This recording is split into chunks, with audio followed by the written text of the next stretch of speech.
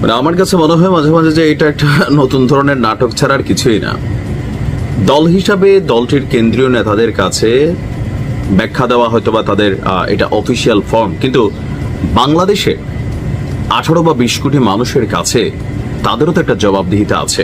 আমরা উল্টা দেখলাম যে প্রাইভেসি লঙ্ঘনের সংজ্ঞা শেখাচ্ছেন আমাদের এনসিপির নেতারা। What is the meaning of privacy লঙ্ঘন? যে কোনো ব্যক্তির পার্সোনাল কোনো কিছু ফাঁস হওয়া, বিশেষ মুহূর্ত ফাঁস হওয়া, এটা অবশ্যই প্রাইভেসি লঙ্ঘন। তো এটা কি এদেশে প্রথম হচ্ছে, নাকি এর আগেও বিভিন্ন সময় বিভিন্ন সরকারের সময় বা এখনো বিভিন্ন ফোনালাপ ফাঁস, বিভিন্ন ধরনের কোনো কিছু সামনে আসা, এই ফাঁসগুলো আসলে প্রাইভেসি লঙ্ঘনের মধ্যেই পড়ে? সোজা হিসাব হচ্ছে যে কোনো ব্যক্তির যে কোনো কিছু ফাঁস হওয়ায় প্রাইভেসি লঙ্ঘন। যেহেতু আপনারা জাতীয় নেতা, তাও 5ই আগস্টের মতন একটা গুরুত্বপূর্ণ দিনে আপনারা অনুপস্থিত, কক্সবাজারের রিল্যাক্সেশনে আছেন, এর মাঝখানে খবর আসছে